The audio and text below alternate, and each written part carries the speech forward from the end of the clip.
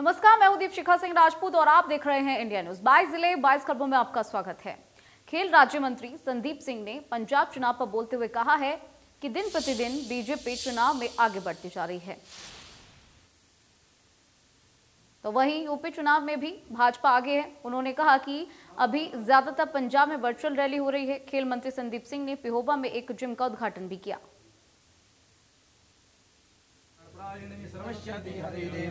कि दिन प्रतिदिन भाजपा भारतीय जनता पार्टी जो है वो आगे बढ़ रही है। पंजाब में भी और यूपी के इलेक्शनों में भी आपने देखा होगा। उसी प्रकार जैसे जैसे चुनाव का माहौल बढ़ता है उसी प्रकार चुनाव आगे बढ़ता है। चुनाव में गेन ही होता है। तो अगर आप ग्रास रूट की रिपोर्ट लें, ग्राउंड रिपोर्ट लें भारतीय जनता पार्टी की, तो आपको दिख जाएगा कि दिन प्रतिदिन बड़े नेता भी वहाँ आ रहे हैं और वहाँ का जो ग्राफ है वो बढ़ रहा है। इस प्रकार से हमने पिछले लगभग 2 साल से हम देख रहे हैं कि कोविड जैसी बीमारी उसका समाधान सिर्फ ये है कि आप अपने इम्यून सिस्टम को स्ट्रॉन्ग करें। इम्यून सिस्टम तभी स्ट्रॉन्ग होता है जब आप फिट होते हैं, आप खाना पीना अच्छा रखते हैं, अपने आप को तंदुरुस्त रखते हैं। उसी प्रकार आप यहाँ पर तंदुरुस्ती के लिए जिम, योगा, आपकी साइकिलिंग, इस तरीके की जब चीज़ें करेंगे तभी आप फिट हो पाएंगे। ये one of the best part है फिटनेस के लिए, क्योंकि जब आप यहाँ पर आते हैं तो आपकी चिंताएं भी मुक्त होती हैं, आपकी टेंशन रिड्यूस होती है, आपकी फिटनेस अच्छी होती है, आपका इम्यून सिस्टम स्ट्रॉन्ग होता है और आप छोटी मोटी बीमारियों से बड़े आराम से लड़ सकते हैं। जेजेपी राष्ट्रीय अध्यक्ष अजय चौटाला ने इनेलो पर तंज कसते हुए कहा कि आने वाले समय में मीडिया भी ये बात कहेगी कि एक होती थी इनेलो।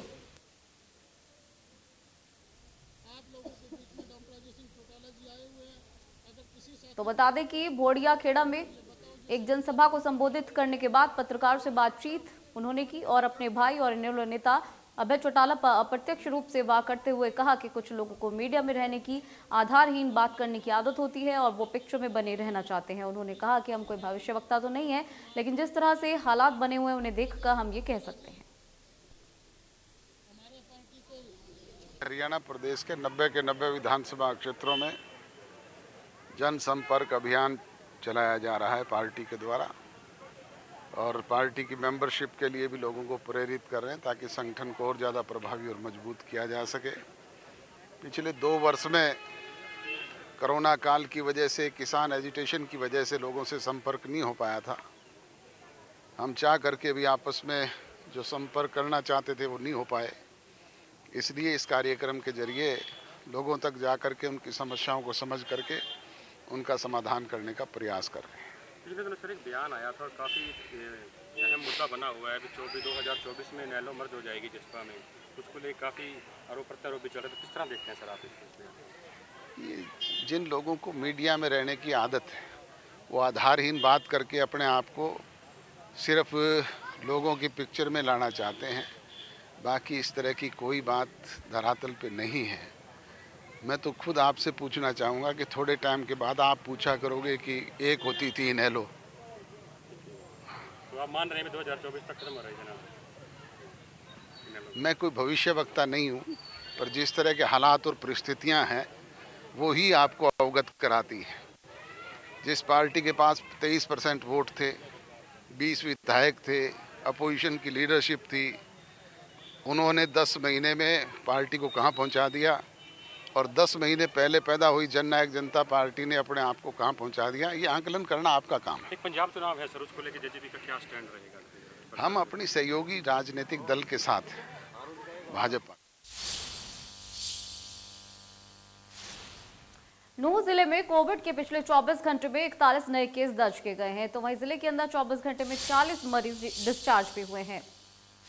इसके अलावा अब तक जिले में कोरोना के 125 लोगों की मौत हो चुकी है। कोविड की तीसरी वेव में दिन प्रतिदिन जिले में केसों की संख्या लगातार बढ़ रही है और खास बात यह है कि नूंह जिले में एक दिन में 500 सैंपल लिए गए हैं।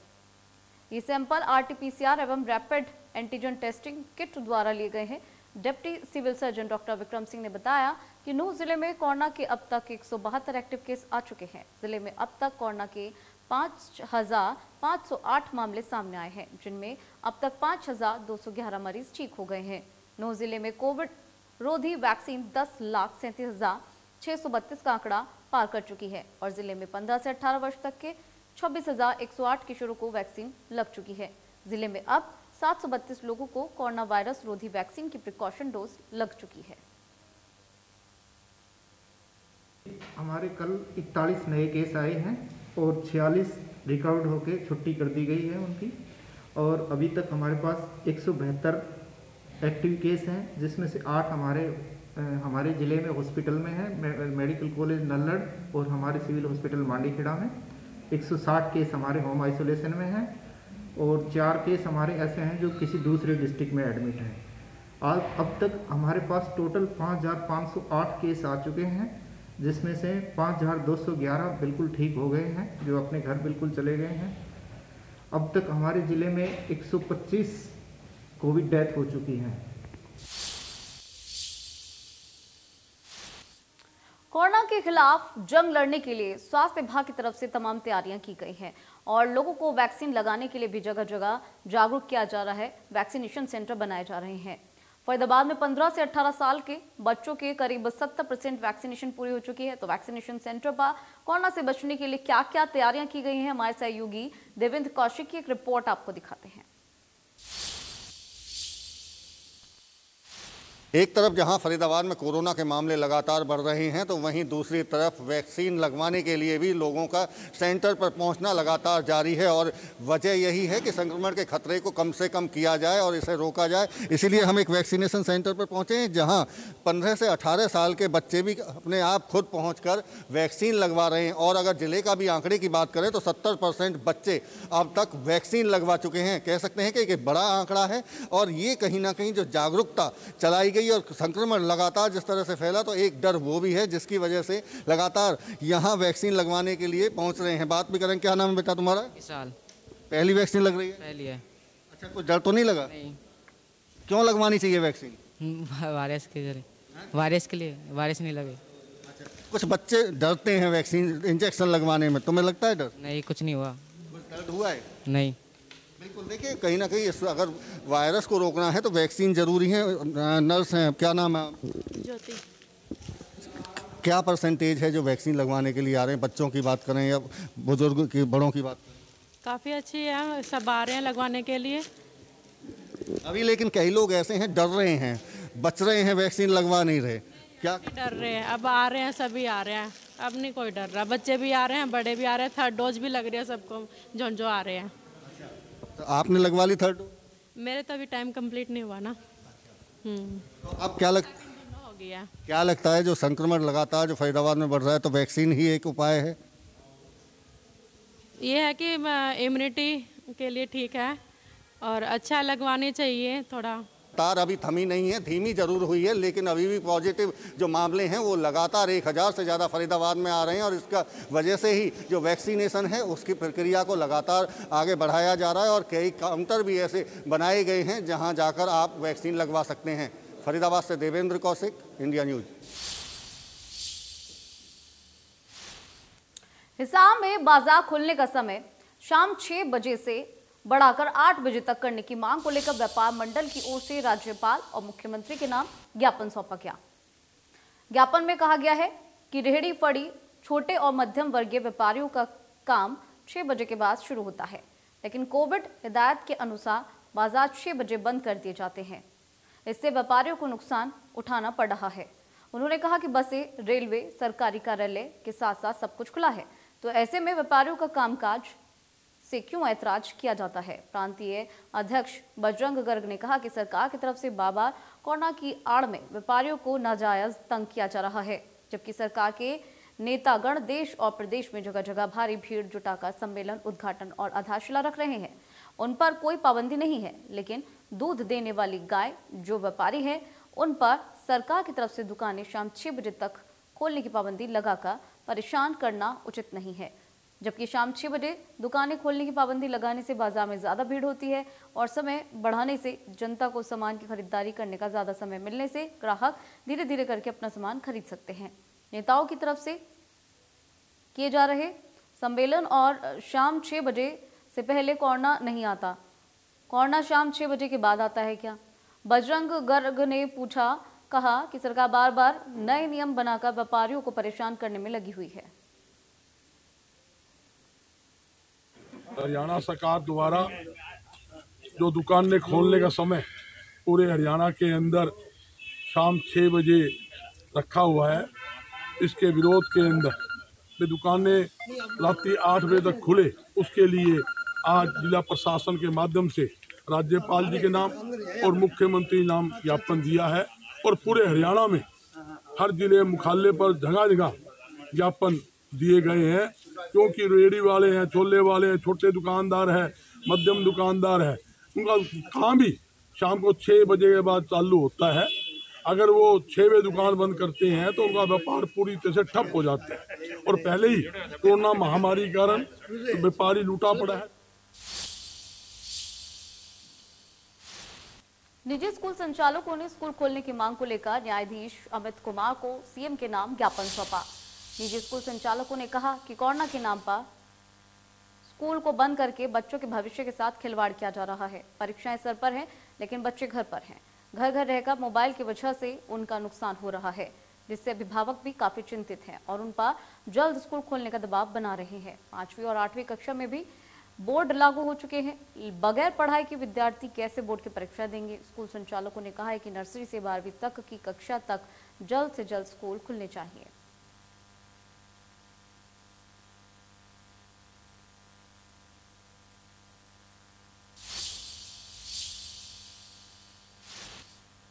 गुरुग्राम में बीते समय से आंगनवाड़ी वर्कर्स का धरना प्रदर्शन लगातार जारी है।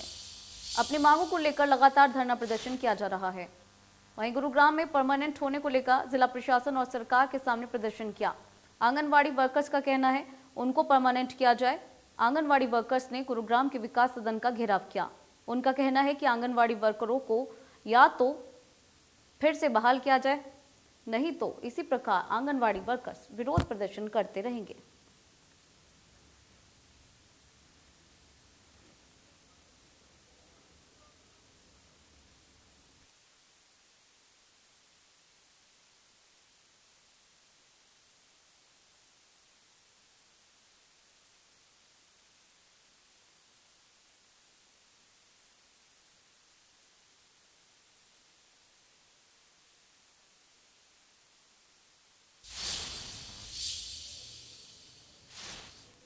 प्रधानमंत्री राष्ट्रीय बाल पुरस्कार समारोह का आयोजन किया गया, तो वहीं देश भर के चुनिंदा ऐसे बच्चों को सम्मानित किया गया जिन्होंने किसी भी क्षेत्र में उल्लेखनीय काम किया हो। प्रधानमंत्री नरेंद्र मोदी ने ऑनलाइन बच्चों को सम्मानित किया।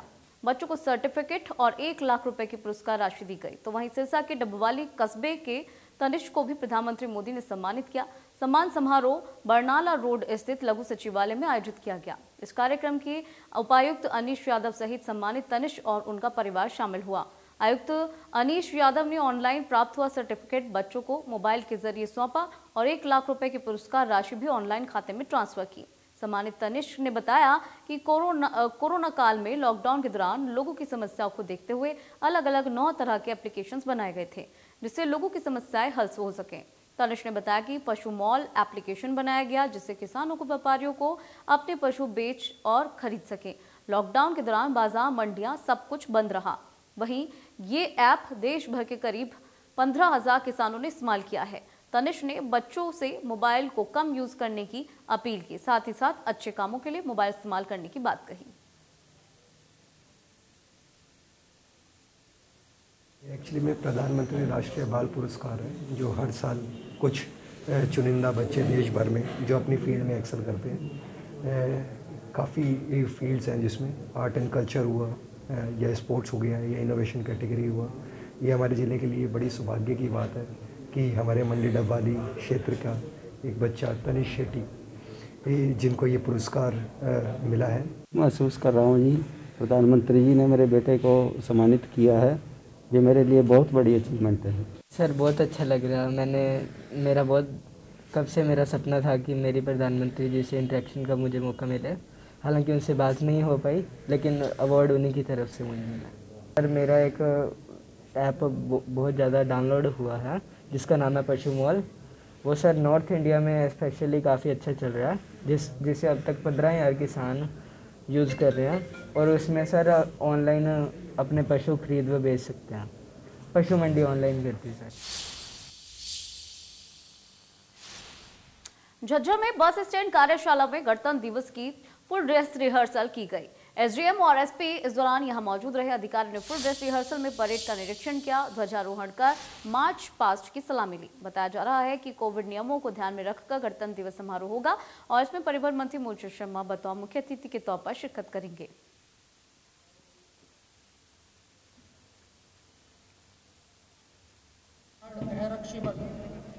ये टुकड़ी एसआई नवीन चंदा जी के नेतृत्व में। तो गणतंत्र दिवस को लेकर करनाल में सुरक्षा के किस तरह के इंतजाम है, संवाददाता महेंद्र सिंह की इस रिपोर्ट में आपको दिखाते हैं। करनाल जिले में गणतंत्र दिवस की तैयारियां जोरों शोर से की जा रही है। इसके साथ ही जिला प्रशासन की तरफ से सुरक्षा व्यवस्था को अलर्ट मोड पर रखा गया है। सार्वजनिक स्थानों, रेलवे स्टेशन, बस अड्डे, तमाम जगह पर पुलिस प्रशासन के द्वारा कड़े सुरक्षा प्रबंध रखे गए हैं। हर आने जाने वाले पर नजर रखी जा रही है। आप देख सकते हैं ये करनाल रेलवे स्टेशन के बाहर हम पहुंचे हैं और जो रेलवे पुलिस है लगातार यहाँ रेल यात्रियों के जो है जांच कर रही है। जो लोग यहाँ से अभी ट्रेन में सफ़र करने के लिए जा रहे हैं या जो लोग अभी ट्रेन की यात्रा कर कर लौट रहे हैं, उनकी तमाम जांच यहाँ पर की जा रही है। सामान देखिए आप, यही पुलिस टीम है वो लगातार जांच रही है लोगों की, क्योंकि जिस तरह से सरकार और प्रशासन की तरफ से निर्देश दिए गए थे कड़े सुरक्षा प्रबंधों को, उसके चलते ये आज यहाँ पर आप देख सकते हैं जांच की जा रही है। अधिकारी हैं, उनसे बात करेंगे कि किस तरह से प्रशासन के आदेश थे और अब क्या एक्शन जो है लिया जा रहा है गणतंत्र दिवस की तैयारियों को लेकर।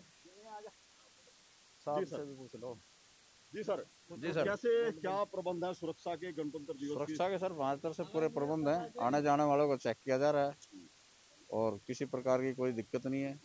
मौसम थोड़ा सा कच्चा पक्का है ही। तो जो यात्री रेल से सफर करके आ रहे हैं उन पर किस तरह की निगरानी है? यहाँ सर कोविड का टेस्ट होता है जी, और किसी को कोई प्रॉब्लम होती है तो उसके साथ हम खड़े हैं जी। तो अभी कोई ऐसी कोई संदिग्ध कोई घटना कोई सामने? नहीं सर, नहीं, हमारे यहाँ बिल्कुल पीसफुल है, कोई दिक्कत नहीं।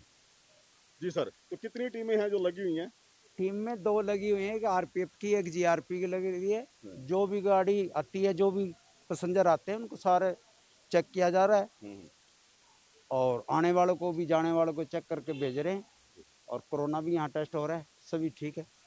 तो बिल्कुल देखिए बिल्कुल पीसफुल है और जो प्रबंध हैं जीआरपी की तरफ से, रेलवे पुलिस की तरफ से बिल्कुल बढ़िया प्रबंध यहाँ पर किए गए हैं और लगातार जो है उनकी टीम यहाँ जांच कर रही है। इसके अलावा जो स्टेशन की एंट्री पॉइंट पर ही यहाँ पर एक कोविड टेस्टिंग का कैंप भी लगाया गया है। आप देख सकते हैं यहाँ पर जो यात्री ट्रेन में सफर करने के लिए पहुंचे हैं उनकी कोविड जांच भी यहां पर चल रही है।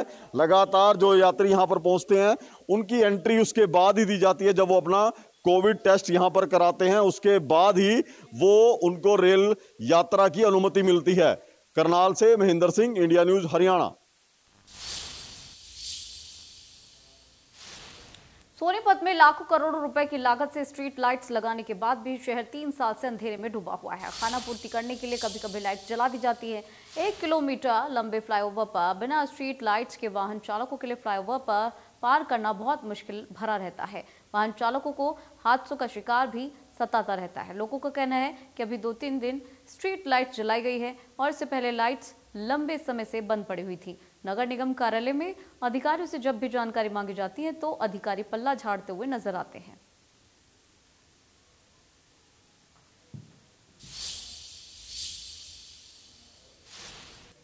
उत्तर प्रदेश में हो रहे चुनाव को लेकर हरियाणा उत्तर प्रदेश के वरिष्ठ पुलिस अधिकारियों की एक महत्वपूर्ण बैठक यमुनानगर में रखी गई। इसमें मेरठ के अतिरिक्त पुलिस महानिदेशक राजीव सभरवाल, सहारनपुर के पुलिस महानिरीक्षक डॉक्टर प्रीत इंदर सिंह ने हिस्सा लिया। एसपी कमलदीप गोयल ने बताया कि चुनावों के मद्देनजर ये बहुत ही महत्वपूर्ण बैठक हुई है। उन्होंने कहा कि उत्तर प्रदेश में 14 फरवरी को चुनाव है। इसी की वजह से हरियाणा उत्तर प्रदेश की सीमाओं से लगते जिलों के वरिष्ठ अधिकारियों की बैठक में सुरक्षा को लेकर कई बिंदुओं पर चर्चा की गई है।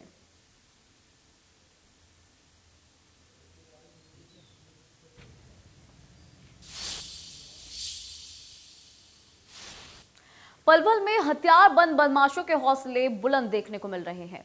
व्यापारी नेताओं के साथ हथियार के बल पर 75,000 रुपए की लूट की वारदात को हाल ही में अंजाम दिया गया। लूट करने वाले एक आरोपी को पुलिस ने डिटेक्टिव शाखा ने गिरफ्तार किया है। बस स्टैंड स्थित वोडाफोन स्टोर पर की गई लूट में 2 भाइयों के साथ 3 युवक शामिल थे। पुलिस ने आरोपी को अदालत में पेश किया है। पुलिस रिमांड पर लिया गया है ताकि दूसरे लुटेरों की गिरफ्तारी और रुपए और अवैध हथियारों की बरामदगी की जा सके।